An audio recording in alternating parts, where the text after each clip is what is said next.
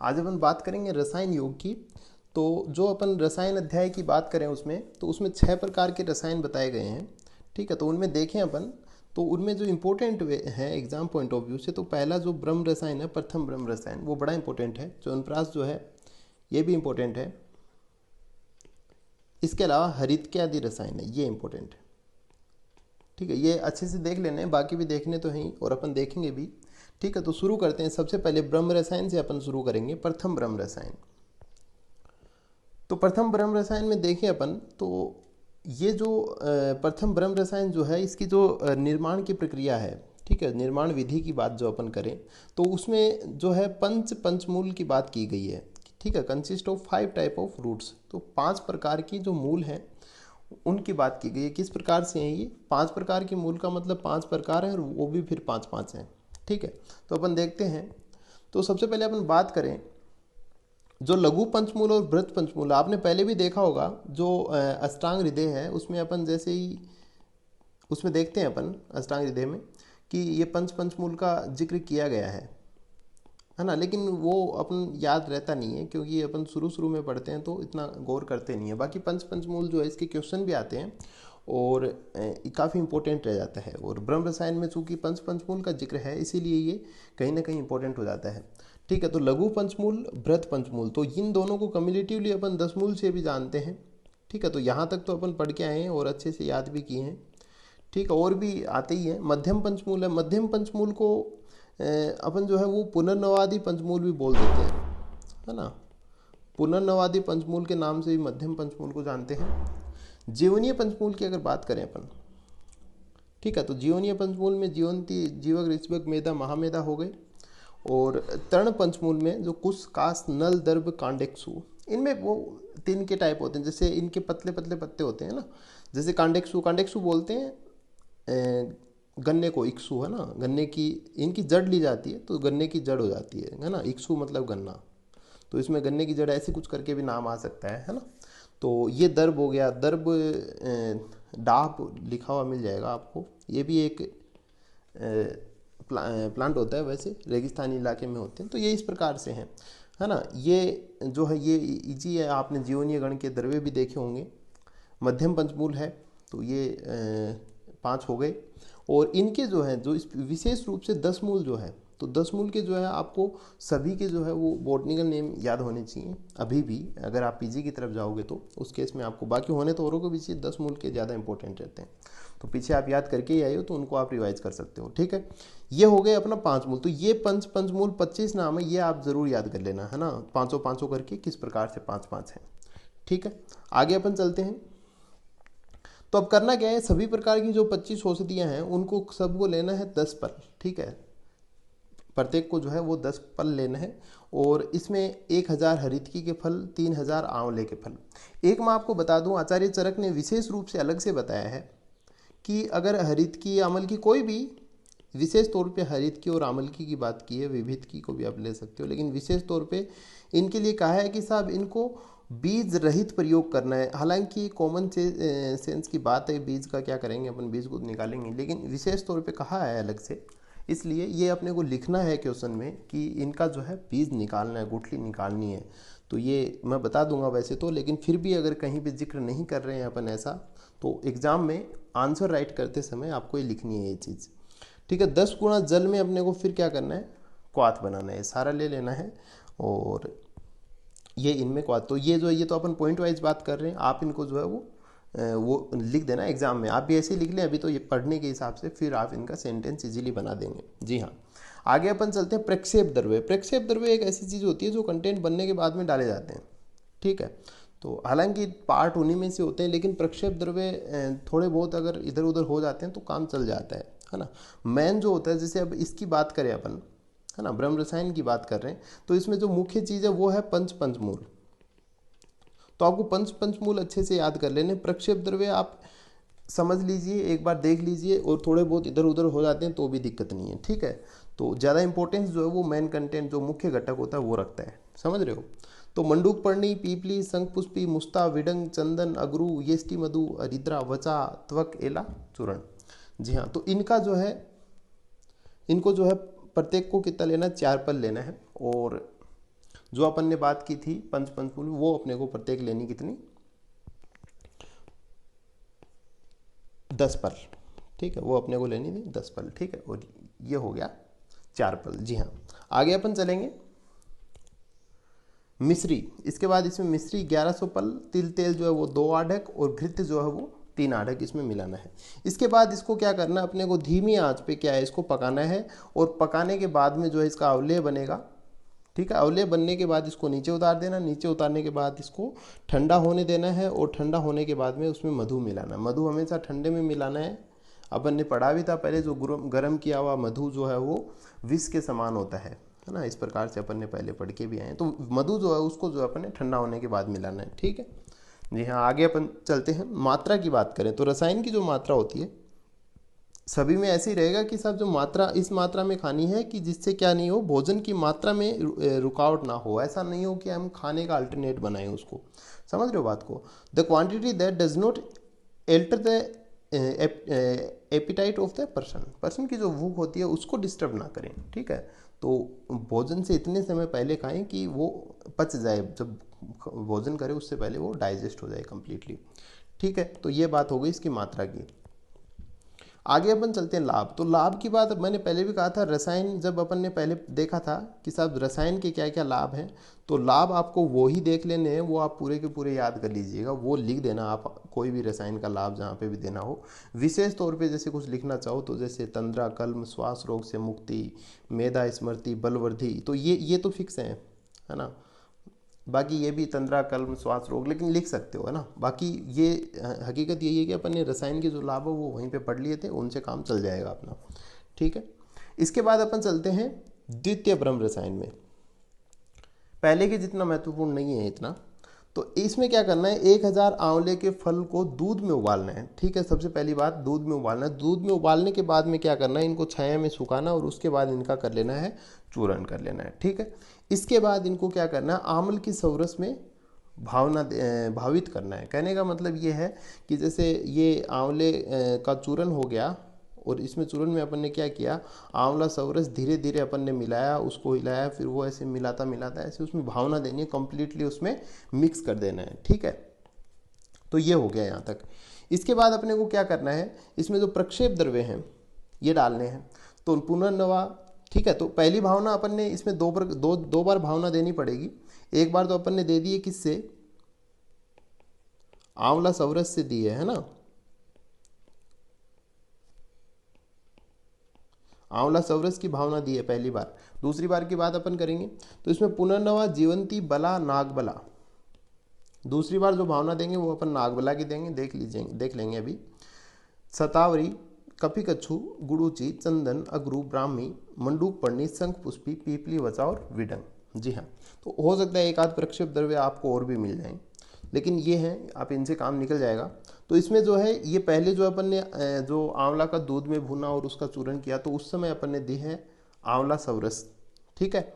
और इसके बाद में जो ये जो द्रव्य हैं अपन ने प्रक्षेप द्रव्य लिए हैं, इन द्रव्य का चूर्ण अपने को लेना है, और वो कितना लेना है, कितना होना चाहिए, जो आंवले का है उसका कितना होना चाहिए, उसका 1/8 होना चाहिए। अष्टम अंश है ना, 8वां हिस्सा 1/8, ठीक है। तो ये बात हो गई अपनी प्रक्षेप द्रव्यों की। पहले अपन ने जो आंवले का दूध में उबाले हुए चूर्ण को भावना दी थी वो दी थी आंवला सौरस की। अब जो अपन ने ये जो किया है, इसके बाद में जो ये प्रक्षेप द्रव्य हैं इनको अपने को क्या करना है, नागबला सौरस की भावना देनी है। उसमें भी आंवला था और उसमें आंवला सौरस की भावना दी थी, इसमें नागबला है और नागबला सौरस की भावना अपने को देनी है, ठीक है। इसके बाद में डबल मात्रा में घृत व मधु मिलाकर 15 दिन तक मिट्टी के घड़े में रख देना है, ठीक है। और 15 दिन से मिट्टी के घड़े से निकालने के बाद, ठीक है, मिट्टी के घड़े में रखने के बाद 15 दिन बाद निकालने के बाद जो है स्वर्ण भस्म, रजत भस्म, ताम्र भस्म, ठीक है, परवाल भस्म और लोह का चूर्ण, ठीक है, ये अपने को इसके अंदर डाल देना। तो ये जो कार्यक्रम है, ये भस्म वगैरह मिलाने का कार्यक्रम है, ये द्वितीय ब्रह्म रसायन में देखने को मिलता है, द्वितीय ब्रह्म रसायन में देखने को मिलता है, ठीक है। इसके बाद अपन बात करेंगे नेक्स्ट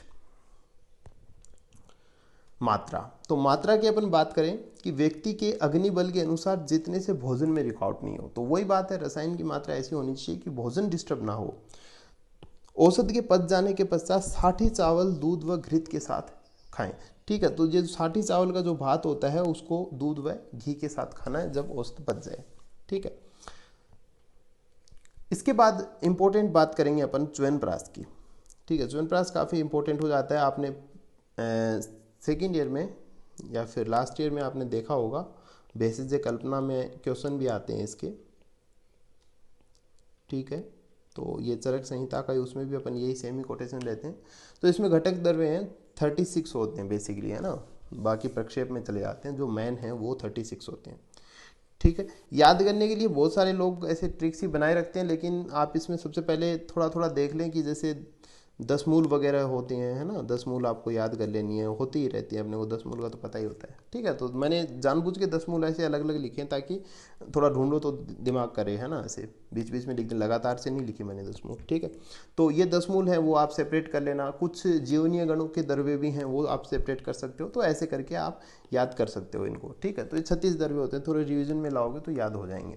बाकी च्यवनप्राश वगैरह बनाते रहते हैं जनरली, तो उनमें भी देखने को मिल जाते हैं, अपन प्रैक्टिकल करते हैं तो इजीली समझ जाते हैं। तो लेकिन च्यवनप्राश जो है एग्जाम पॉइंट ऑफ व्यू से काफ़ी इंपॉर्टेंट है, सब इनके याद होने चाहिए अपने को, है ना, घटक वगैरह।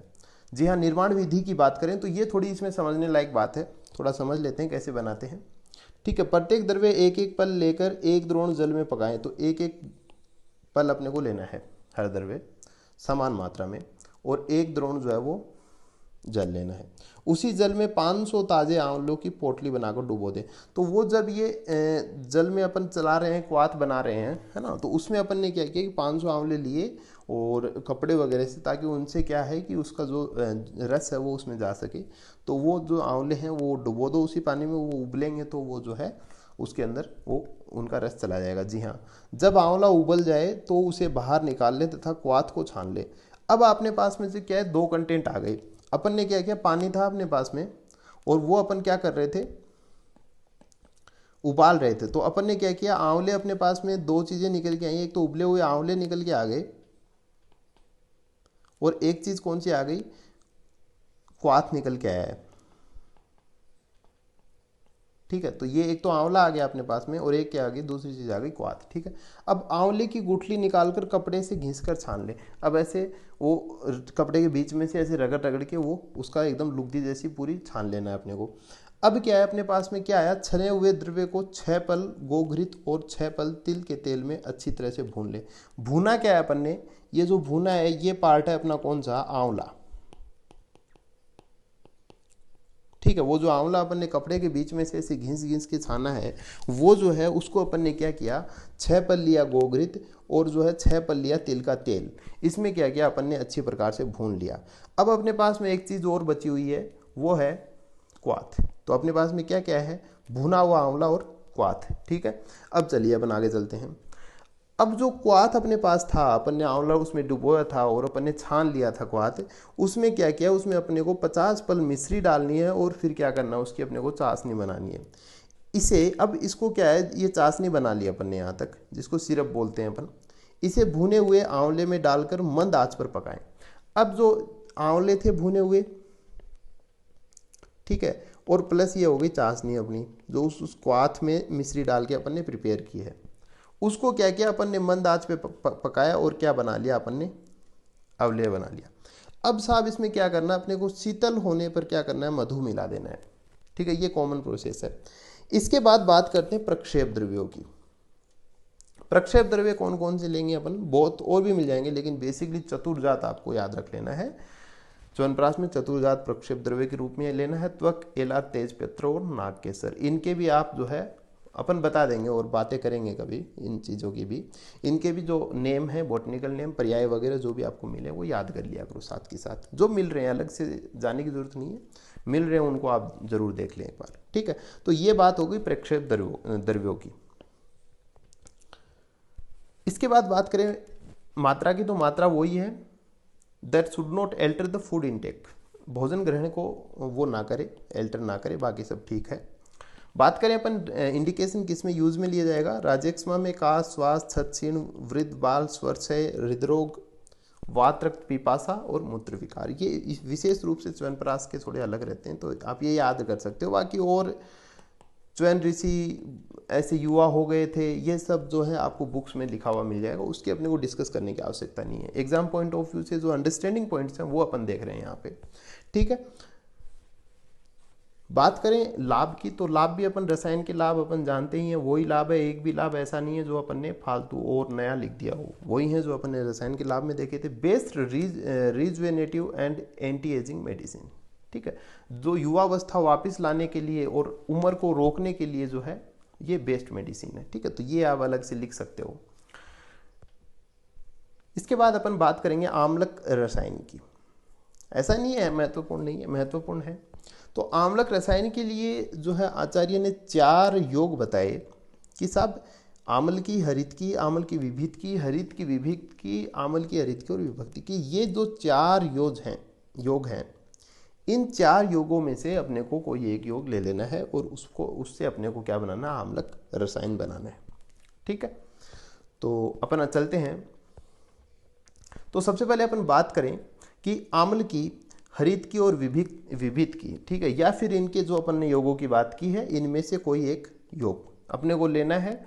और लेना क्या है, प्लास की गीली छाल से बांधकर उसके ऊपर गिल्ली मिट्टी लगा दें। तो मतलब इनका जो योग है वो अपन ने लिया और क्या किया, अपन ने उसको प्लास से उसको नम रखने के लिए प्लास की गीली छाल ली, उसके ऊपर अपन ने क्या किया, गीली मिट्टी वगैरह लगा देनी है, ठीक है। छाया में सुखाकर उपलों की आग में पका लें, ठीक है। इनको अपने को पका लेना है, वो अपन समझते ही हैं,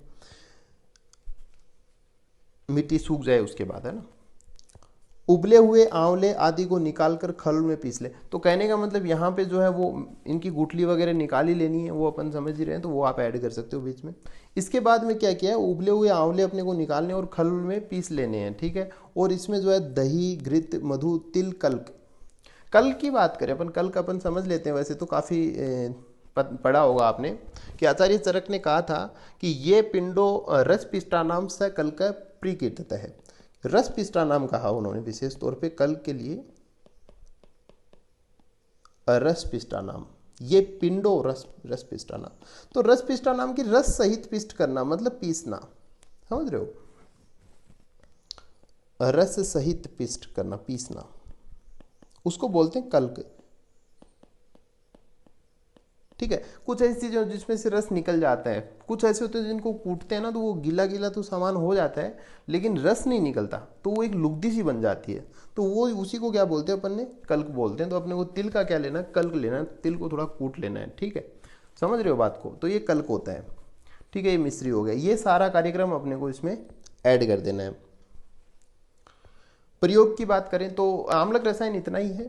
प्रयोग की बात करें, इसका सेवन करते समय अपने को अन्न का सेवन नहीं करना है, आम्लक रसायन में विशेष बात है, ठीक है। प्रयोग के मामले में अन्न का सेवन नहीं करना, भूख लगने पर दूध का सेवन करें। इसके प्रयोग से ऋषिगण जो है वो पुनः युवावस्था को प्राप्त हो गए थे और इसके सेवन से जो क्या होता है, उत्तम स्वास्थ्य होता है, बुद्धि, इंद्रिय और बल की क्या होती है, वृद्धि होती है, ठीक है। तो ये बात कर ली अपन ने आम्लक रसायन की। हरितिक आदि रसायन की बात करें तो ये अच्छा है, इंपॉर्टेंट टॉपिक है, इसमें से भी आते हैं क्वेश्चन, देख लेते हैं। बाकी कोई बहुत बड़ा अपन पढ़ नहीं रहे हैं, छोटा छोटा आराम से समझ में आ जाता है। सबसे पहले बात करेंगे हरित की, विभित की और आम्ल की लेंगे, और इनके साथ अपन ने और क्या लेंगे, अपन ने लिया पंचमूल, ठीक है। पंचमूल जो अपन ने किस में लिए थे, प्रथम ब्रह्म रसायन में लिए थे, वो याद कर लेने, यहाँ पे भी काम आ जाएंगे। दोनों में से कोई सा भी एक क्वेश्चन आ जाएगा, वहाँ पे अपन लिख सकते हैं। इनका अपन को सबसे पहले क्या प्रिपेयर करना है, क्वाथ प्रिपेयर करना है। दूसरी चीज अपन ने ले ली पीपली, यष्टि मधु, काकोली, क्षीर काकोली, कफिकच्चू, जीवक और ऋषिवक, ये कार्यक्रम ले लिया। और इनका अपन को क्या करना है, कल्क बनाना है, ठीक है। तीसरी चीज अपन ने ले ली विदारी सौरस, क्षीर और घृत, ये इसमें जो है इसके अंदर इन सबको क्या करना है, पकाना है। जो ऊपर ने कल्क और क्वाथ लिया है, कल्क द्रव्य देख लेंगे, क्वाथ द्रव्य देख लेंगे। क्वाथ द्रव्य लगभग याद कर रही है और कल्क द्रव्य भी आप पीछे के सारे द्रव्य याद कर लोगे तो आप देखोगे कि आपके सारे के सारे याद हो गए हैं, ठीक है। विदारी सौरस, क्षीर और घृत, दूध होता है, क्षीर समझ ही रहे हो आप, कोई बड़ी बात नहीं है, ठीक है। इनमें इसको क्या करना है, अपने को पकाना है। लाभ इससे क्या क्या हो रहे हैं अपने, हरितिक आदि रसायन की बात अपन कर रहे हैं। लाभ इससे शरीर, इंद्रिय और बुद्धि को बल प्रदान होता है। तो रसायन के लाभों के बारे में सोचने की जरूरत नहीं है, आपको सिर्फ ये ध्यान रखना है कि फॉर्मेशन कैसे कैसे होनी है।